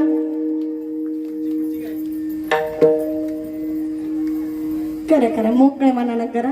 कारण अवघ्या 5 ते 7 मिनिटांमध्ये इमानदारीनं भजन करायचं. पुढे आरंभुनी कथा कशी आता करायची तशी. आणि नर्मदेश्वराचं दर्शन घ्यायचंय. त्याने मोकळ्या मनाने हात वर करा. त्याने हाताने टाळी वाजवायची आणि मुखाने नाम घ्यायचंय. ज्याला हात नाही आणि ज्याला मुखही नाही बोलायला त्याच्याबद्दल माझी काहीच तक्रार नाही. दोन्ही हात वर स्ट्रेट, अडायशन, शाबास. राहू दे सकाळपर्यंत. असं काही होत नाही. आपल्याला काही ओव्हर टाइम करायचं नाही. आणि ओव्हर टाइमचा काही आपल्याला एक्स्ट्रा चार्ज, त्याच्यामुळे आपल्या वेळेत करायचं. हा, अर्ध्या मिनिटाचं भजनासाठी तयार. चलो पंढरपूर, चंद्रभागेत स्नान करूया, पुंडलिक रायाचं दर्शन घेऊया. दर्शन मारीला लागायचंय. चला पुढे, व्हा पुढे, चला पुढे, व्हा पुढे. करता करता करता करता गरुड खांबाला आलिंगण दिलंय. पुढे सरसावलोय, उजव्या बाजूला झालोय.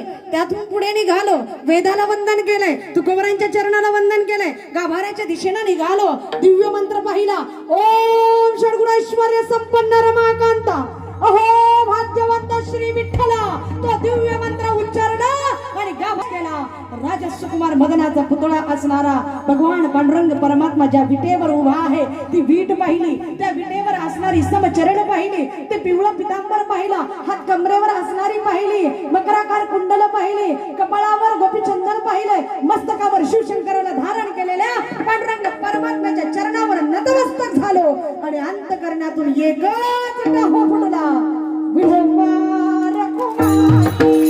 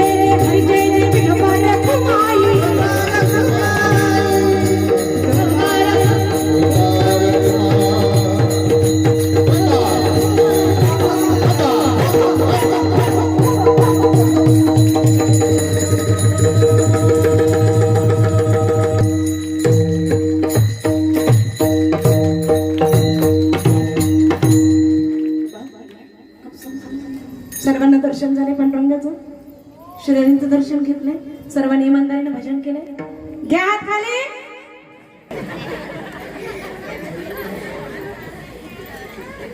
बघा कशा माग बघायला लागल्या, त्यांना वाटलं पाठीमागच्यानी ठेवलेच काय आज एवढे इमानदारी. अगोदर म्हणावं लागतं सगळ्यांना, घ्या हात वर, घ्या हात वर, घ्या हात वर, पहिलं सांगायला लागले, आता राहू दे. आणि पुढे करी सर्व काम नाही आपलं मला न सांगता करी हात खाली, इतक्या वेळचं भोंगलू नाही लवकर न करी हातवारी म्हणा.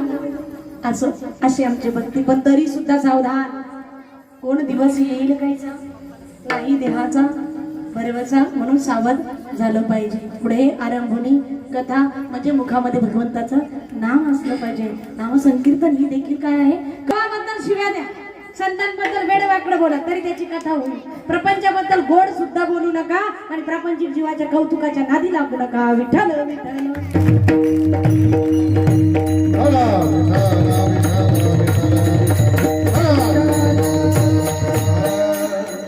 तात्पर्य लक्षात घ्या बोलल्या.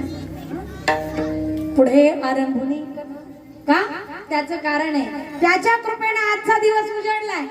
पुढच्या दिवसाची गॅरंटी नाही, नॉन गॅरंटेड जीवन जगायला लागलंय. शाश्वत जीवन आपल्या पदरात पडलेलं आहे. कोणी हिमतीनं कुठला आपण दिमाग दाखवणार आहे काय आपल्या हातामध्ये. स्वकष्टाने आणि स्वप्रयत्नाने एक श्वास घेऊन दाखवा बरं जास्तीचा. एक श्वास, फक्त एक श्वास. जाऊन बघा व्हेंटिलेटरवर असणाऱ्या त्या पेशंटकडे जा.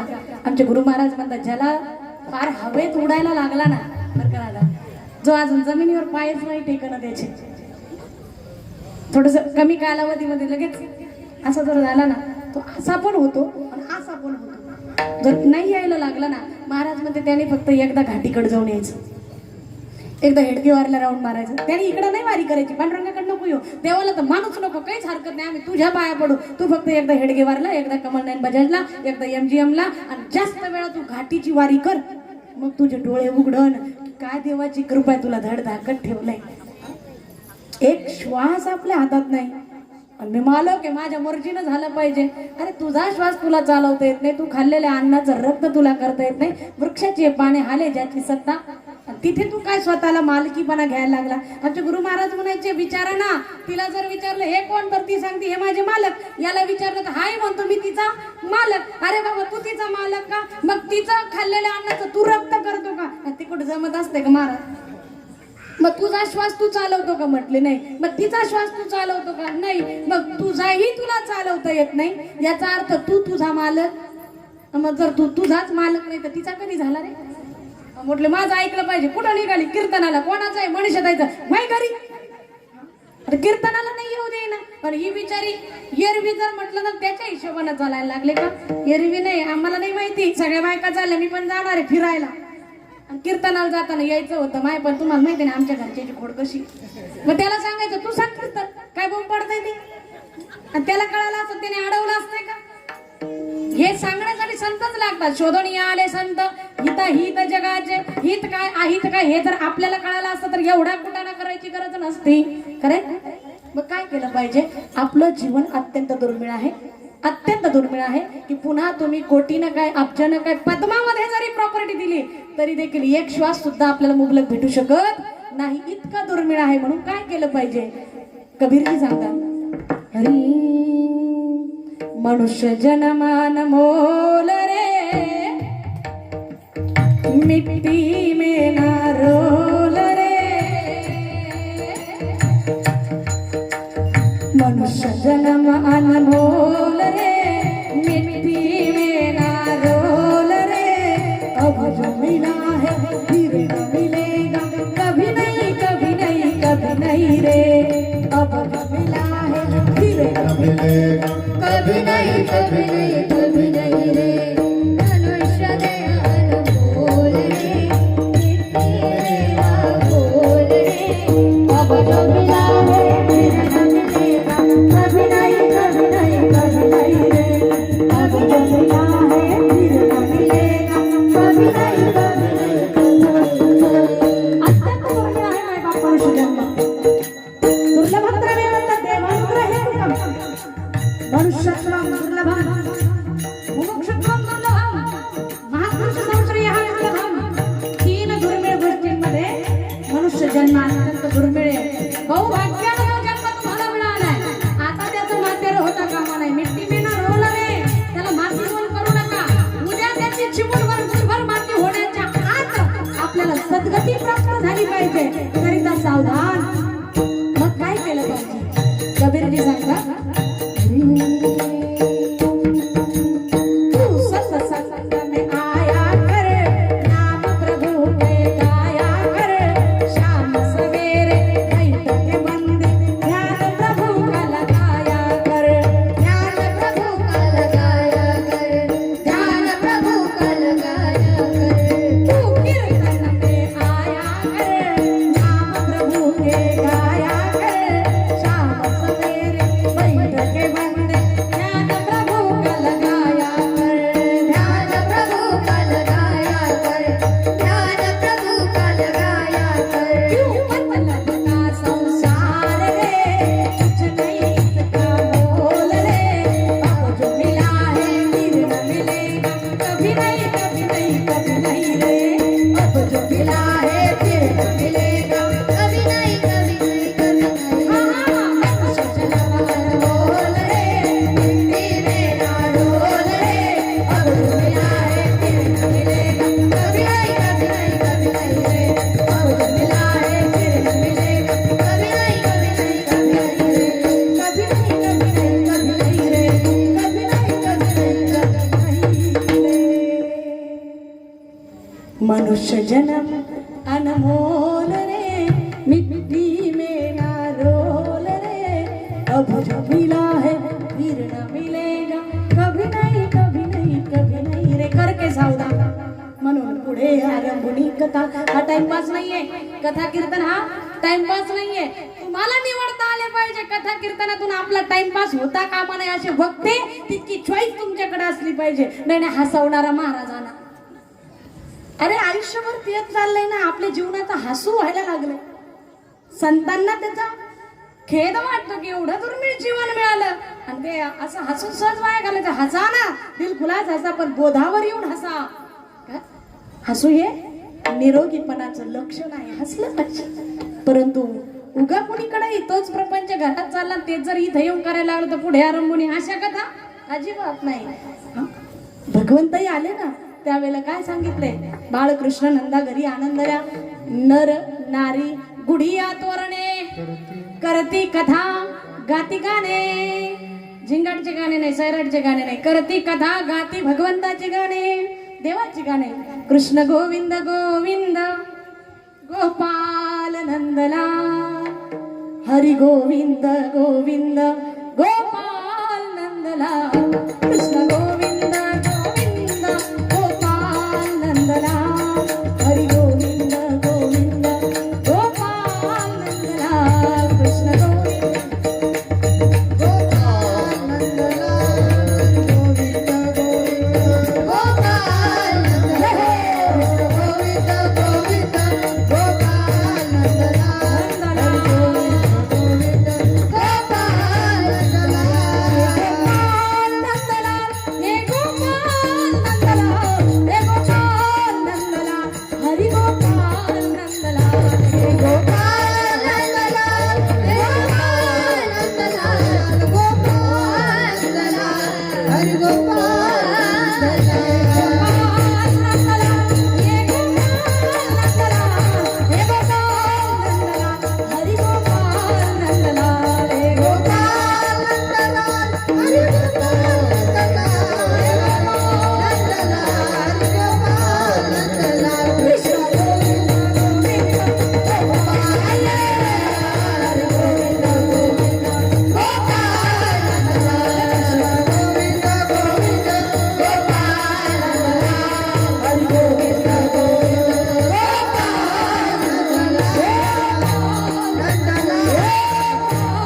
नंदला. पुढे आरंभुनी कथा भगवंताची गाणे भगवंताचं नाम संकीर्तन.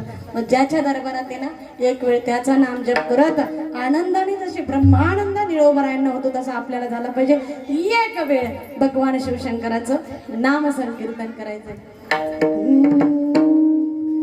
ओम नमः शिवाय हरि ओम नमः शिवाय. ओम नमः शिवाय. हाथ उठाते हुए सभी जन अर्घनेश्वर भगवान शिव शंकर जी के दरबार में है. देवादिदेव महादेव जी का दरबार है. पूरे आप सब ओम नमः शिवाय हरि ओम नमः शिवाय. ओम नमः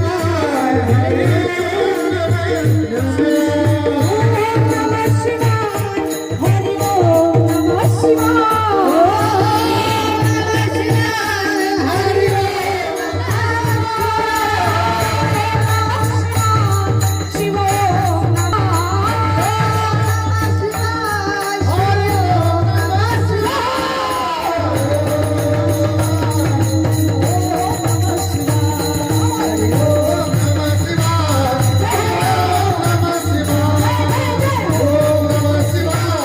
हरि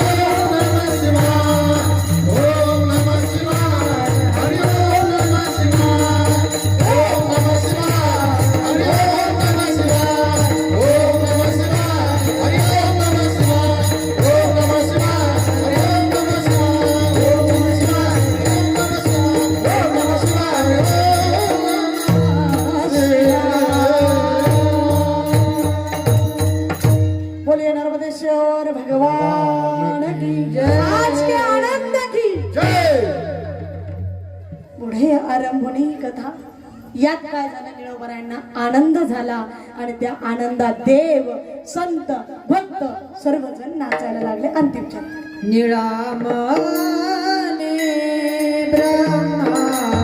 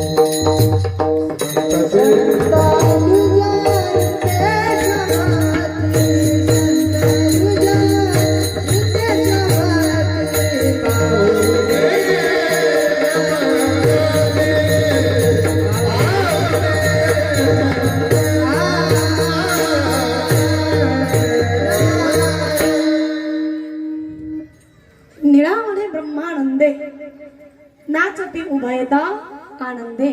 सगळ्यांना आनंद झाला, देवांना, द्विजांना, संतांनाही आनंद झाला. कारण देव घरा आला, भक्ती सन्माने पूजिला आलाय आपल्या कॉलनीत. देव आपल्या घरातच आला.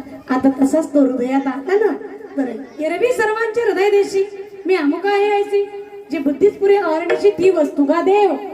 देव कोणता आहे? सर्वांच्या हृदयामध्ये रात्रंदिवस स्फुरण होते ना, मी आहे, मी आहे, मी आहे, मी कुणीतरी आहे, मी बाई आहे, मी माणूस आहे, मी कलेक्टर आहे, मी आमदार आहे, मी खासदार आहे, मी जागीरदार आहे, मी बंगल्यावाला आहे, मी जागा आहे, मी झोपलेला आहे, मी स्वप्नात का होईना होतो, म्हणजे मी कुणीतरी आहे. हे जे स्फुरण आहे ते स्फुरण परमात्मा. तैसा हृदयामध्ये मी रामू असता सर्व सुखाचा आराम का भ्रांतासी काम विषयावरी. ही हा परिचय करून तिला देवाचा. तसा देव घरा आला, भक्ती सन्माने पूजला. यथावती यथावकाश माझ्या अल्पबुद्धीप्रमाणे त्या ठिकाणी निळोबरांच्या वाणीला स्पर्श करण्याचा प्रयत्न केलेला आहे. या हरिकीर्तन सेवेसाठी उत्कृष्ट अशी गायनाची आणि वादनाची साथ करणारे त्या ठिकाणी असणारे विद्यार्थी वर्ग, आदरणीय हरिभक्तपरायण अप्पा महाराज आणि महाराजांची सर्व विद्यार्थी वर्ग तेही उपस्थित आहे. सुंदर अशी पहिली चाल ज्यांनी गायली हरिभक्तपरायण सत्यम नागरे. आणि इकडे गोड आवाज गाण कोकिळ असणारी आमचे हरिभक्तपरायण कुमारी साक्षी दिदी आरखडे, तसेच विनेकरी बाबा आहेत आदरणीय हरिभक्तपरायण अप्पा महाराजजी, त्यांचे विद्यार्थी वर्ग. आणि इकडे मृदंगाची साथ करणारे हरिभक्तपरायण बळीराम दादा. खूप सुंदर साथ, कारण मृदंग म्हणजे कीर्तनाचा गाभा आहे आणि गोड साथ या सर्व महाराज मंडळींनी घेतली आहे. आणि त्याच्याहूनही आणखी गोड साथ झाली या सिस्टम धारकाचे नाव काय? विकास महाराजांच्यामुळे कीर्तनात पण असा भकासपणा नाही. जो विकास जाणवला ना शब्दातला, ध्वनीतला, ही त्याची हातात असणारी कला आहे. आणि तुझा असा उत्तम उत्तम विकास होत राहील. तू संप्रदायासाठी सेवा देत राहा. नर्मदेश्वराची तुझ्यावरही कृपा होत राहणार आहे.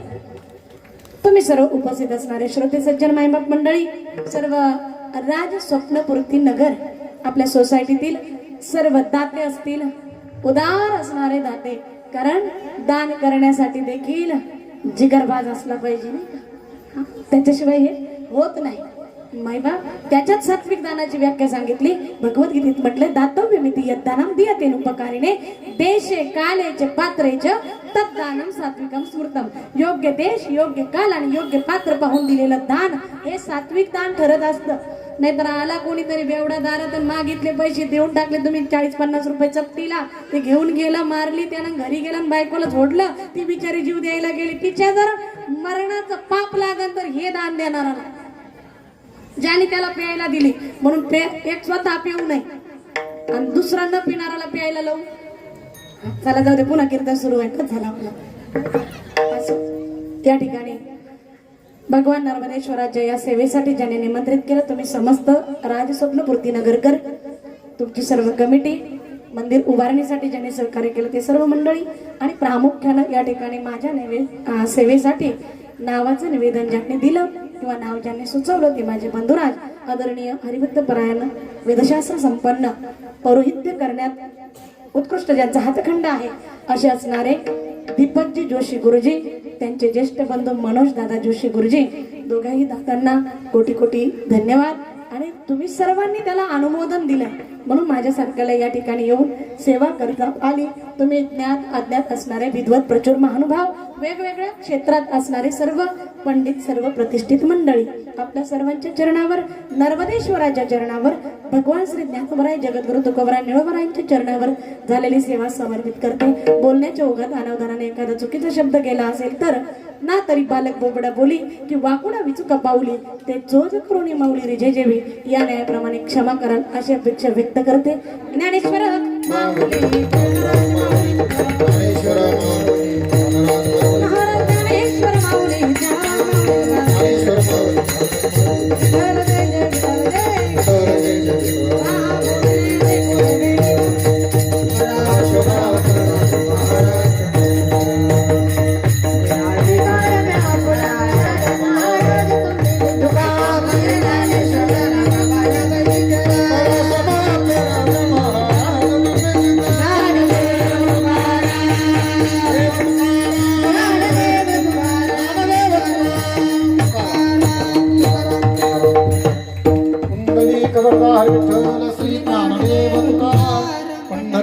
भगवान की जय। माऊली ज्ञानेश्वर महाराज, जगद्गुरु तुकाराम महाराज की जय। नर्मदेश्वर 2 भगवान मिनिटं की सर्वांनी खाली जय। बसायचे शांततेमध्ये.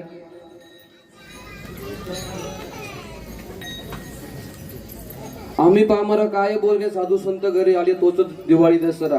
खऱ्या अर्थानं श्री गणपतेश्वर शिवलिंग प्राणप्रतिष्ठा व मंदिर जीर्णोद्धार सोहळा या ठिकाणी साजरा होत आहे. खऱ्या अर्थानं आपल्या सर्वांचं स्वप्न साकार झालेलं आहे. जास्त वेळ घेत नाही. खऱ्या अर्थानं काल हरिभक्तपरायण महंत नारायणगिरी नंदगिरीजी महाराज वैष्णवाश्रम मठाधिपती श्री क्षेत्र सावखेडा यांच्या हस्ते या ठिकाणी मूर्ती प्राणप्रतिष्ठेचा सोहळा पार पडलेला आहे. आजची कीर्तन सेवा हरिभक्तपरायण भागवताचार्य श्रो भाग्यवती मनशताई बिडाईत पाटील यांच्या हस्ते पार पडलेली आहे. खऱ्या अर्थानं तुकोबारायांचे भक्त शिष्य निळोबारा यांच्या कीर्तनातून देव घरी आल्या याच्या माध्यमातून ताईंनी आपल्या देव घरी आल्यानंतर इथून पुढलं कार्य काय आपल्याला करायचंय त्याचं आपल्याला या ठिकाणी कीर्तन स्वरूपी आपली सेवा मांडलेली आहे. मी ताईंचं आमच्या कमिटीच्या वतीनं आणि राज स्वप्नपूर्ती परिवारातर्फे खऱ्या अर्थानं आणि अग्रवाल परिवारातर्फे खऱ्या अर्थानं त्यांचं मी आभार व्यक्त करतो. आजच्या कीर्तन सेवेसाठी ज्यांची आपल्याला साथ लाभलेली आहे असे विठ्ठल रुक्मिणी शिक्षण संस्थेचे आप्पा महाराज यांचा सत्कार श्री किरण चव्हाण साहेबांनी करावा असं मी त्याला विनंती करतो.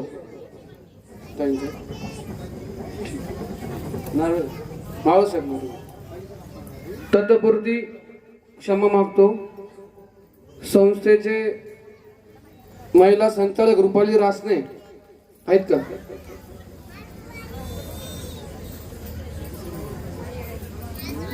यांना विनंती करतो आपण ताईंचा श्रीफळ देऊन या ठिकाणी सत्कार करायचा आणि अग्रवाल परिवारातर्फे